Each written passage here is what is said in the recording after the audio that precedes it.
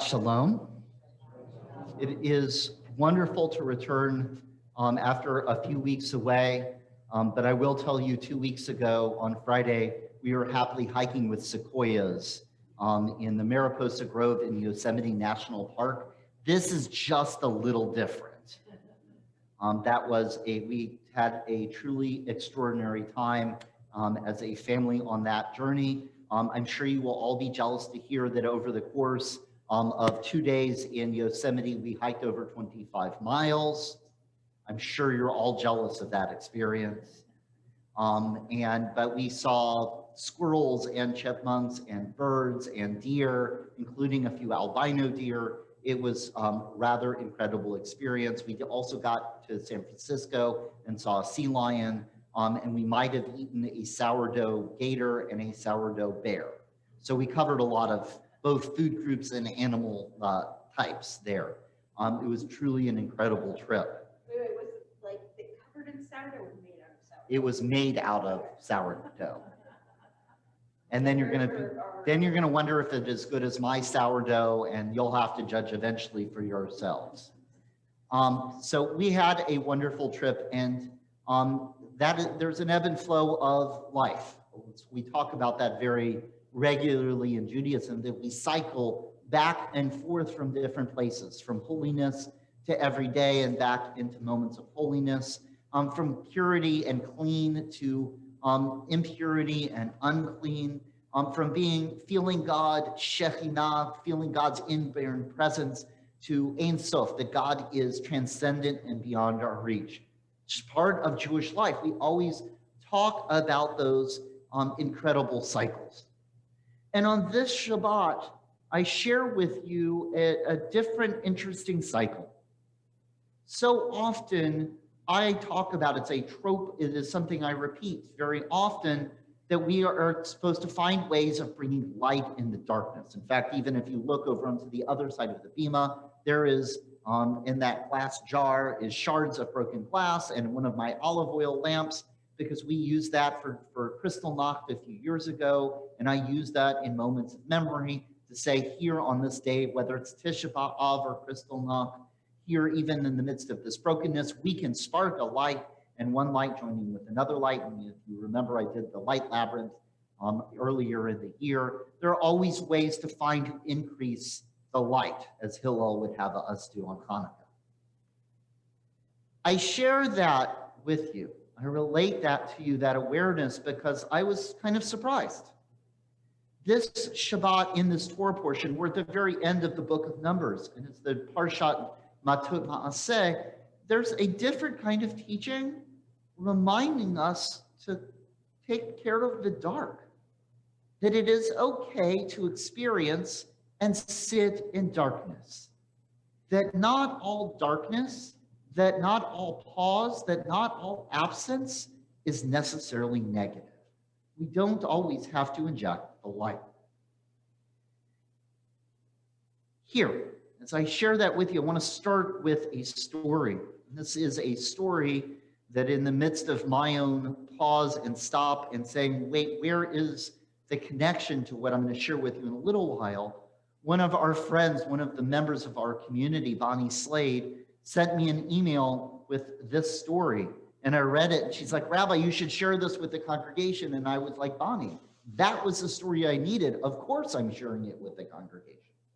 It's a story, she found it on Facebook. These stories are out there. It's about I don't know whether it's a cab driver or an Uber driver or a Lyft driver, but it's a story of a driver. And he goes up to an address, he honks the horn, he waits. He's kind of in the midst of his shift, and he's like, well, maybe I should stop if I want to go get somebody else. But he parked the car and walked up to the door, and he knocked. And he hears, just a minute, frail elderly voice, and he can hear something being dragged across the floor. After a long pause, the door opens, and there is an older woman. She's in her 90s, and she is standing before him. She's wearing a print dress and a pillbox hat with a veil pin, right out of a 1940s movie. There by her side is a nylon suitcase. The apartment looks as if no one had lived in it for years. All of the furniture is covered with sheets. There are no clocks in the wall. There are no knickknacks, no utensils on the counter. In the corner was a cardboard box filled with photos and glassware. Would you carry my bag out to the car, she asks. He looks at the suitcase, he carries it, comes back in for the woman. She takes his arm and he brings her slowly out to the car. She kept thanking the driver for his kindness. He says, it's nothing. I treat all my passengers the way I would want my mother to be treated. I feel like there's a good Yiddish saying that you should say right there. If someone has it later, please tell me. It's not a Kinahora moment. It's kind of the opposite of that. May all mothers be treated like the mothers of Israel or something to that effect. She keeps thanking him, and she says, oh, you're such a good boy. When we got to the cab, she gave him the address, and she said, could you drive me through downtown? He says, it's not the shortest way. She says, I don't mind. I'm in no hurry. I'm on my way to hospice. Here she is at the end of her life. This is her last car ride. She is going to the hospice house for the end of her life, and this is her final trip. He looks out in the rearview mirror, and her eyes are glistening. I don't have any family left, she continued. The doctor says I don't have very long. And the driver reaches over quietly and turns off the meter. He says, what route would you like me to take? And for the next 2 hours, they drove through the city. She showed me the building where she had once worked as an elevator operator. They drove through her old neighborhood that she and her husband had lived in when they were newlyweds. She pulled up in front of a furniture warehouse that had been a ballroom where she had gone dancing as a girl. Sometimes she'd ask me to slow down in front of a particular building or corner and would sit staring there into the darkness. At the first hint of the sun creasing the horizon, she says, I'm tired. Let's go now. They drove in silence to the address she had given me. It was a low building, like a small convalescent home, with a driveway that passed under a portico. 2 orderlies came out of the cab as soon as we pulled up. They were solicitous and intent, watching her every move. They must have been expecting her. I opened the trunk, took out the small suitcase to the door, and the woman was already seated in a wheelchair. How much do I owe you? She asked, reaching for her purse. She said, nothing. You make a living, she answered. I said, there are other passengers. Without thinking, I bent. I gave her a hug. She held on to me tightly. You gave an old woman a little moment of joy, she said. Thank you. I squeezed her hand and walked into the dim morning light. Behind me, a door shut. It was the sound of the closing of a life. Now, it's a beautiful, really incredible story. He says, I didn't pick up any more passengers that shift. I drove aimlessly in thought. For the rest of the day, I could hardly talk. Because he asked this question. What if that woman had gotten an angry driver or one who was impatient to the end of the shift?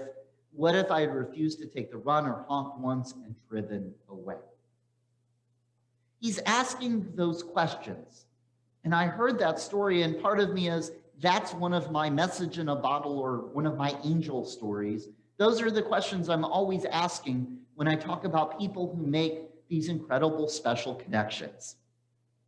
And that is very much in that story too. How can we be a malach, somebody there to be there for someone or to be with someone as they go on that kind of journey? But then I saw something rather extraordinary in this week's Torah portion. In this week's Torah portion, you have the tribe of Reuven and the tribe of Gad. And they are in the wilderness. The people of Israel are encamped on the Jordan River. They're about to cross over, and Reuven and Gad, and they come to Moses and they say, we've got flocks, we've got cattle, we've got herds. Don't make us go into the land. We've got the perfect land right here. Let us stay here. Moses goes nuts. He goes crazy. He's frustrated. How dare they? There's supposed to be 12 tribes. They're a family. They're a unit. Everybody get in the car because we're going to the promised land. I'm not leaving anyone behind. How dare you suggest? Moses goes off. And the people of God come back and Reuven come back and they have a whole negotiation. It later works out that God says fine, or Moses says fine.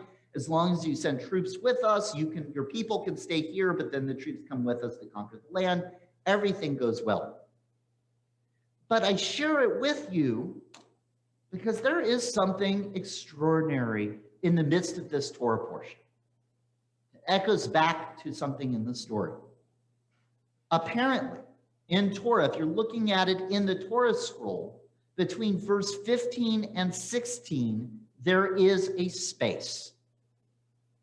And there is a whole school of thought that those spaces, those cracks, those pauses are significant in Torah. Rabbi Vero Harris, one of my colleagues, I knew her in Cincinnati. She was actually our hurricane buddy last hurricane year. She wrote something beautiful. She notes this pause in 15 and 16, and she says, Torah doesn't have any punctuation marks, but it does have regimented places where a line ends and where the noted gap between words. The gap doesn't necessarily mean a deeper meaning, but in the spirit of Midrash, we ask ourselves, if we jump into the gap, what might we hear? The gap is in an incredible place. Reuven and God, they come forward and they make this plea to Moses. Moses blows up at them. And then there's this interesting pause, this space between verse 15 and 16. Just like that cab driver stopping that day and saying, I'm not going to pick up any more passengers. I just need to take this experience in. I need to understand and think about what did this mean for this woman, the significance of this moment, realizing how powerful it is for him.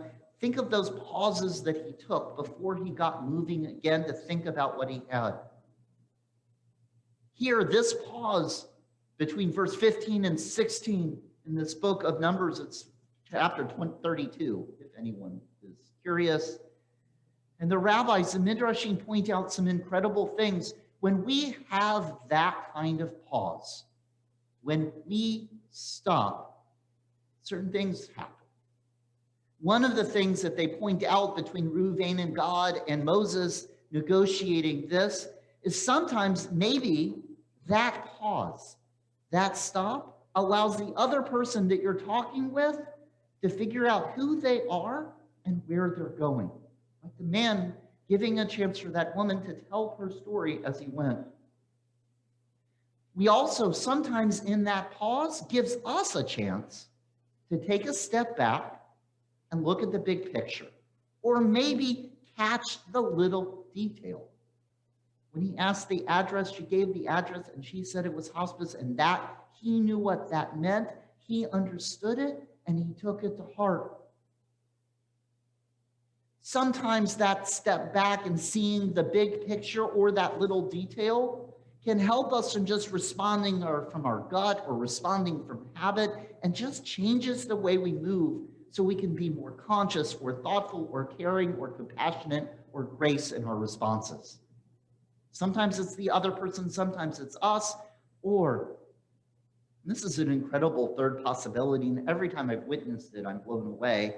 Sometimes we need to stop and pause and sit in the darkness because we have to allow the universe to work.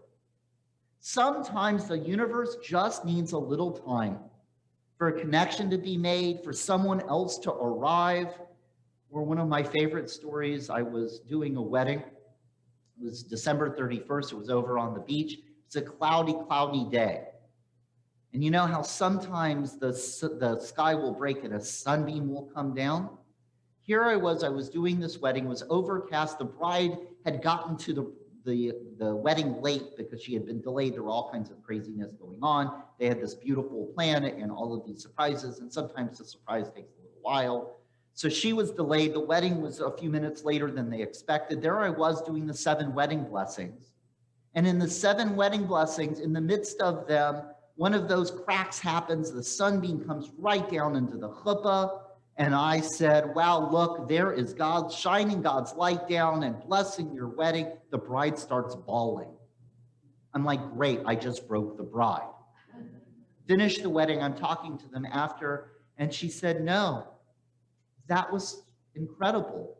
My dad, and her dad had died when she was little, called her his little sunshine. And that was her dad blessing that moment. If we hadn't had the delay, If I hadn't taken the step back, there was light that needed to come in that moment, but only because we had had that pause. On this Shabbat, as we are moving through our world, we often talk about bringing light into the darkness, and yet here we are on a very particular kind of darkness. I want to think about this with all your senses. Sometimes it's just that we stop talking, sometimes it's stop moving, sometimes it's stop listening, but it's also stop looking in darkness. We are on the cusp of Rosh Chodesh Av, and so it is going to be a moonless, a dark night. So I ask you to think about darkness, about stopping, about pause in a very different way. On this Shabbat, I challenge you, I ask you, I challenge myself, that maybe we need to not be so quick to fill the spaces, to fill the void, to bring the light. There are going to be times where we have to let our light, our eyes adjust to see the darkness in a different way. There are going to be times where we need to take that deep breath, to pause, to set ourselves so we can see the other and understand ourselves and let the universe work. There are going to be times when we need to create that space, that quiet, so we can hear the world out there, or maybe even hear inner rhythm in ourselves. I ask you, I challenge, invite you, as we have this day of Av, as you think about that story and the way that driver stopped to hear the woman, and then he stopped afterward to take in that experience, to give ourselves those spaces, whether it's silence or darkness or a pause, for believing in what could be and seeing with new eyes. To take those pauses to find that darkness so that in this serious world, we might take ourselves a little less seriously. In these harsh times that we listen for a soothing word. And when this world unfolds us around us in an instant, that we take those pauses, that we make those spaces, that we look for those darknesses so that we judge each other a little bit more slowly. Let us, as we think about that space, that tiny little crack between verse 15 and 16 in Numbers, as we think about that driver, as we look at the darkness of this Rosh Chodesh of Av, let us not just look for ways to bring light. We talk about it so often, or zaru ala tzadiku yishur lev simcha, that we look for light to spark, righteousness to spark in the world.